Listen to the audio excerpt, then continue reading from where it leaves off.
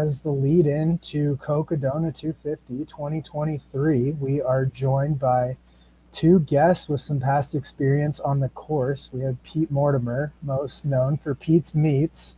He also finished second. In 2021, he has run a slew of races, including winning Hurt 100, Manigan's Horse, Sky Peaks 50K, and we don't have enough time to list the rest, but he has also racked up multiple 200-mile finishers as well. And then we have Kevin Goldberg, who last year finished fifth overall. He's done the Triple Crown of 200s. Both these guys are Western States finishers. So let's just dive into Cocodona. So let's start, Kevin. Why are you running this again? What's so special about this thing? Yeah, that's a great question. I've been really asking that, especially after doing the first 37 miles this past weekend. Why did I sign up again? I think Aravaipa's just made the most fun 200 in the country. It felt, 200s in general feel like such a party out there, and I think it's even more so with Cocodona. Um, I don't know if it's the aid stations, the live stream, the support that comes out along the course, but it was just so much fun. And the further I got away from the race, the more fun I thought it was. So yeah, I'm back to hopefully have a better race than last year and improve year after year. Yeah, and Pete, you probably one of the most incredible comebacks in 2021. Why do you show up and cook meat for people? What do you love about the Cocodona experience? I think it's just years of running these trails out here, and then finally being able to connect the dots and put everything together. And, it is really an amazing experience. Arizona is an amazing state. When I first moved to the United States, back in '87, it was one of the first places I ever visited. And to be able to run these places now and see it in a whole different light, it's pretty special. And I just kind of like to share that with everybody. I go out to the training runs. I'm not doing it this year, but like I was there, like Kevin last weekend, suffering with everybody. And it's really cool to see everyone's experience. And I'll be out there race day doing my thing as usual, cooking meat. Yeah, and it's really a treat because you guys are both coaches as well, and headed into this 250-mile event. It's kind of crazy that probably the hardest part, at least terrain wise, starts right at the beginning. So, Pete, do you want to dive into explaining what happened or what that's about, what happened out there, and how runners should even treat that? Well, I've done that first part of the course 3 years in a row now. The first being the race year, which I would definitely argue is the hardest. It was hot, no hutter, and I don't. No one knew what to expect. The last 2 years have been nicer for me, just because the weather. We've done them earlier in the year, just the training runs, and then of course last weekend. Uh, it was. I've never seen that much water back in that canyon before. Last weekend, I mean, you could have gone the entire route on a filter. It was pretty amazing. Don't know if it's going to be like that for race day. We have a lot of snow. We just snowed again yesterday, a lot of melt off. So it's an extremely challenging section from mile 11 to, was it 34? Um, all the climbing is pretty much in that section, and it's not fast. It's full of rocks. It's way worse than it's ever been as far as rubble goes. And Kevin, you could probably attest to that from last weekend. So um, it's one of those sections that really just requires an immense amount of patience, because getting to Crown King and feeling good is going to define the rest of your race. Yeah, what did you think of it, getting eyes and feet on it the first time just last week, and Kevin? Yeah, I have friends who ran the first year and did the training run last year before the course was rerouted. So I've had it, built up to me as this big, scary first 37. And I was kind of hoping that it wouldn't meet expectations, that, I had built it up to be harder than it was. And that was not the case. It's pretty burly. Um, I was definitely intimidated by it, but I think it's a good thing. I respect it a little more now and have some more realistic expectations of that day one. Um, and to Peter's point, I heard a few people who have done it before say it was rockier and more overgrown than ever before. So that made it all the more fun. Is that changing anything you're doing this last 4 weeks or so leading into the race, or are you just gonna take it in stride? Yeah, no, I'm ready to rock. I think if anything, it just changes my timing on day one. Like I'll just be more patient and enjoy myself out there and not worry about when I'm getting to Crown King. Yeah, and I think a cool thing about talking to both of you is, well, Kevin, you've run it and you've been out there pacing and crewing as well that first year, right? And Yeah, I then paced 80 miles year one. yeah, and so what is that difference, and what is kind of that thing, advice for crew and pacers, or what is that thing runners kind of look for in the 200-mile distance for that crew and pace side of it, because it is huge, and once you get to Crown King you're pretty beat up, yet you have over 200 miles to go. Yeah, I mean, for me, it was just having kind of a slew of different things that my runner might, want or need at 37, and then again at 71, because there's such long stretches without crew. Um, that's really the hard part for the runner and the crew is just those really long periods between seeing them. Um, so I had like everything from like milkshakes to cheeseburgers to chocolate milks and like like anything they could possibly want. I had in a cooler ready to go at Crown King. Then they end up taking like Oreos. Um, but after that, once you get down to Prescott, it's kind of a joy to crew. You're always accessible and can get the runner anything they need and have a lot of cell service. It's a really fun race to crew. I think it's hard on day one, and then it just gets progressively easier and more fun.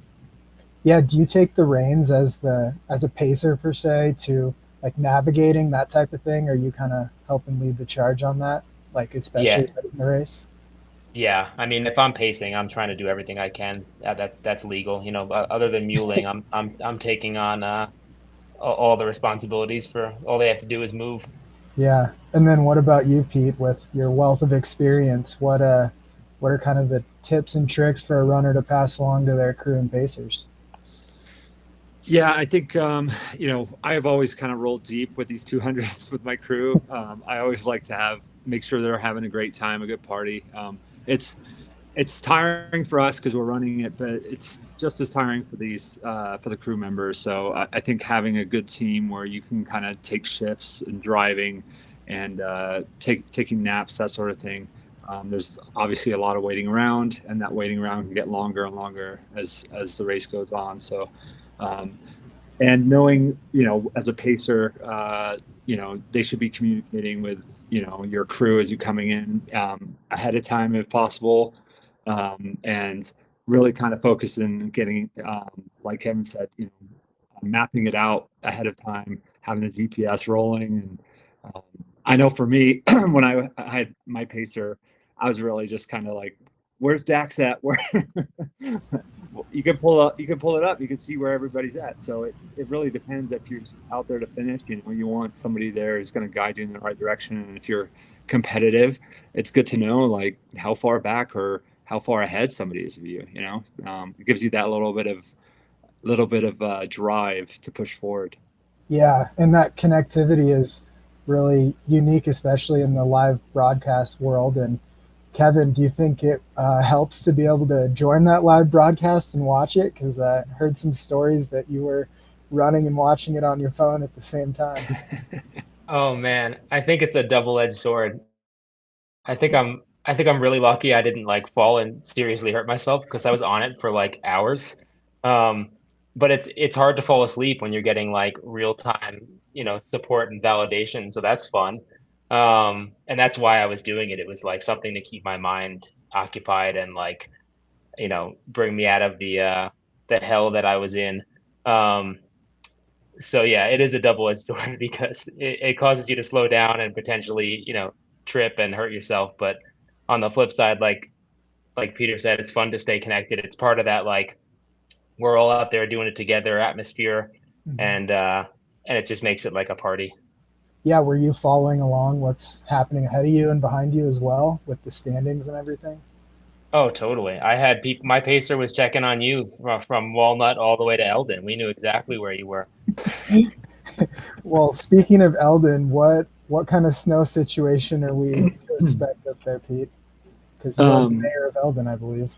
Yeah, well, I've heard that twice this week. Yeah, it snowed yesterday, so yeah, there's still snow up there.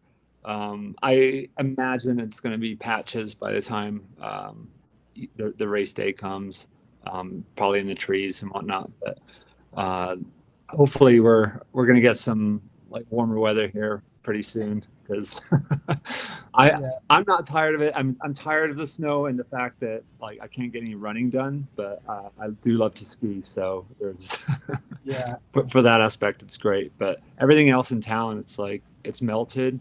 The second you step into the trees, it's just kind of like post holing. So yeah, Sedona's a wet wonderland right now. So it's going to be a different year. The other thing about 200s I think it's fun, but it's that you can come back from a low or multiple lows. And maybe we start, Pete, with, I don't know, there's some good footage of you hurling at Crown King and then turn it all around. So how do you dig yourself out of maybe a low or not feeling your best with a race this long? Yeah, I mean, my low started, on that climb out, with probably about 3 or 4 miles to go, and I was out of water and taking a nap by the tree, and Maggie woke me up and she gave me a little push. But yeah, just, oh God, I was puking my brains out up there, probably because I was just drinking water too fast, and I pushed a little hard, not as hard as some of the other guys out there, but like hard. It was hot, and my whole focus was just getting to Crown King, which everybody's focus should be that first day. Is just kind of be as as efficient as possible. Try not to blow your load, so to speak, and get into town and definitely take that time, because everything after that point is so runnable. It's just it's a whole different race. Yeah, so when you realize you're dehydrated and trying to get back on top of hydrating, it sounds like maybe you went a little too fast, too quick, but do you focus on that for like the coming hours of trying to get back on top of that? Is that kind of front and center of your mind when you realize something like that has happened? Yeah, when I got into Crown King, I mean, I took the time there. I watched some runners come in and out, and I just kind of sat back because we still had plenty of day running left, all exposed, and I wasn't about to go out and just rush through it. And I think for a couple other runners that maybe have pushed too hard, too fast, that's what happened to them in the end. It's just because it's not just that's just day one. You got day 2 in the sun, day 3 in the sun. So, after that hardest section, it's like, why not just take the few minutes? It'll save you hours in the long run. Yeah. What about you, Kev? When you've hit low points and you've done so many 200s, you have any mental strategies or talking to a pacer, or what kind of brings you out of the lull? Oh man, yeah. I think, like, to your point, it's fun to have that many, like, highs and lows. You know that there's always another one coming, for better or worse, whether it's a high or a low. Um, I often have the conversation with myself when I want to quit or when I want to stop, because it happens frequently, is like, if I was to give in to that desire, like what would the next steps be? I'd play out like, what the next few hours look like. And it's always some silly like scenario of like, well, I'd get a ride and then I'd go out to eat and then I'd go sleep in a hotel room. And like, it's, there's such like non-excusable reasons to stop doing what I'm doing, that I just kind of use that to pull myself back into it and be like, hey, we're here. This is what you trained really hard for. This is what you spent, copious amounts of time getting ready for, invested a bunch of money into it. Like, to go out to breakfast the next morning would be really, really silly. So I have that conversation probably a dozen times on any of these races. And then are those conversations are like thoughts or mentally preparing going into it too? Because I think we're getting to the point where you can't get aerobically too much better or too much more fit, but I think now is really when that mental training starts. So do you like visualize it or think about kind of the highs and lows, or are you guys just so experienced that it's second nature at this point? So we can start with Pete. How do you kind of go into something knowing that it's going to be a tough slog, especially from the beginning, and then it will get better, but it might feel like it won't. Well, yeah, I love tough races. So anything that's going to just absolutely destroy me is up my alley. It's something about just that grit and just doing things that either, not a lot of people have done or maybe haven't been done before. Just something there's an allure to it. And, I think that's kind of always been my mantra, is just to do stuff that's out of my league, so to speak. And if I do it, then it's in my league, and then I go on to the next hardest thing. So I think kind of having that mindset is it's just staying positive, and just anyone can do this stuff. It's just like Kev said, you got to put training in and then just apply it. Yeah. I think similar to the conversations I'm having with myself and my athletes now is don't worry about what's going to happen, because it's going to happen. Like, you're going to go through, everyone's going to have their thing. No one's getting through unscathed. But rather worry about how you will react when it happens, whatever that may be. If you can laugh at it and move on, and, as long as there's not bones showing, you can probably still keep moving forward. Or you could dwell on it and say, you're the only one with this problem. How am I going to move on? It's only going to get worse, which is not true. So it's really more of like mindset and how we're going to react when shit hits the fan. Yeah. Okay. I want to hit on one more practical thing with 4 weeks left to go. So heat training, did you guys do any before, like last year for you, Kevin, a couple years for you, Pete? Are you guys sauna people? Is that a valid training thing or not something to worry about? Well, go ahead. I was in the sauna last year, and I probably will again. It's in Colorado, we get maybe 2 weeks of warm weather running before a May 1st race.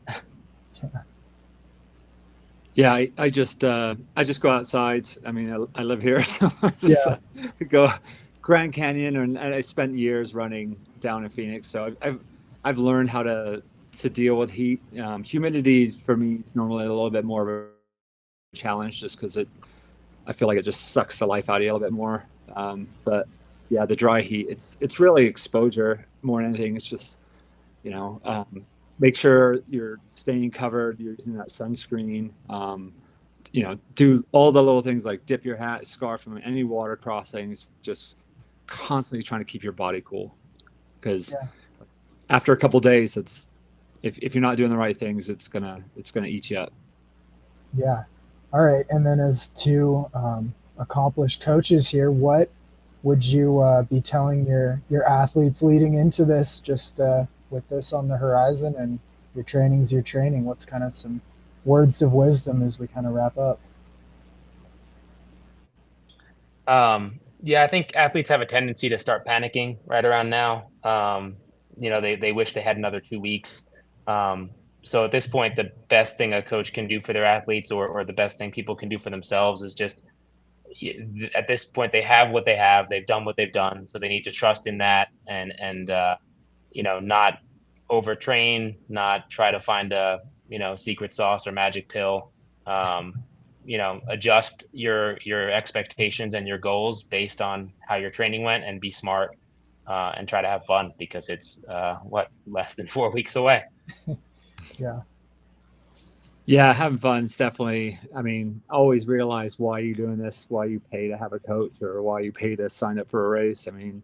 It's a lot of expenditure that goes into these things. And, like I've said, it's it's getting towards the end of their training block here. And, some of the runners are probably doing, the last weekend of high mileage are getting close and then starting to taper. And it's really important right now. Just listen to your body. It's like if you're getting to that last weekend, not to sit there and go, oh, my ankle hurts, but I'm still going to go out and do all this stuff. Like, the hay is in the barn, so to speak. You have to just, like Kev said, just trust in the process.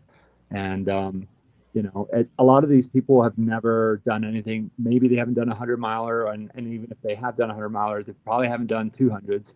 And it's a huge, I remember doing my first 200-mile race. It's daunting, like how you feel after 100 miles. Like, I'm going to go around and do it again. And it's not going to be the same speed. Yeah. So it's really kind of getting in that mental process of like, you're going to be out there for a long time. But, you're used to that, Jeff. So do you have that kind of mental, capacity to just enjoy the day? You go outside and you're going to be with great people along the way. And just remember, you pay for it. You might as well enjoy it. Yeah. And I think the last thing I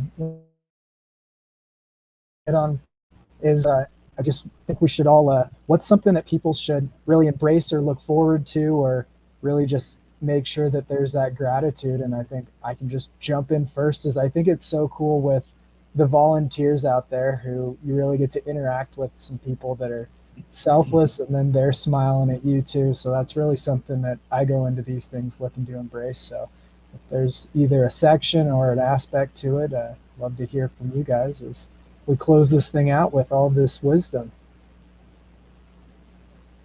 Go for it.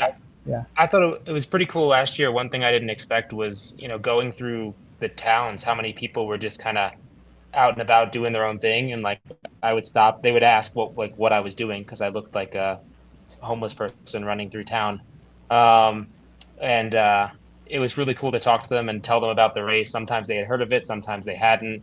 I remember in Cottonwood, a few people stopped me, Jerome as well. And that was something in other 200s I've done, they're so isolated and remote that you don't really see people that are not with the race. So it was really cool to have that experience with, just people from Arizona going about their day-to-day lives while we traverse through their homes.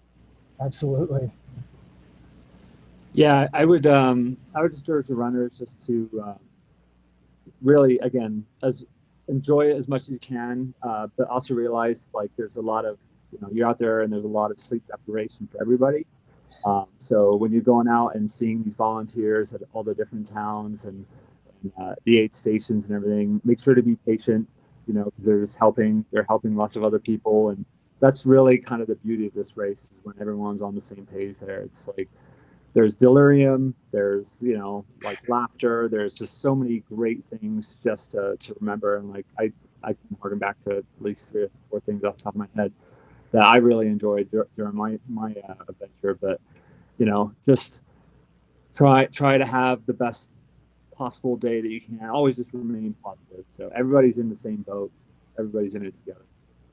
Yeah, it is a race about being together. And me and Kev shared some miles early on, and we just were laughing at how it wasn't even competitive or didn't feel competitive, and we were even near the back of the pack. And by the end, we finished pretty well. So I would just encourage people to think of it as a long adventure, and the race will start once you know how your body feels after 100, 150 miles, 200 miles, because even at that point, you still got 50 miles to go.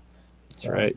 Yeah. Well, thanks. Yeah. Thank you guys for joining on this first edition of the Cocodona 250. Are there any closing words or anywhere people can reach out and ask you to elaborate on this?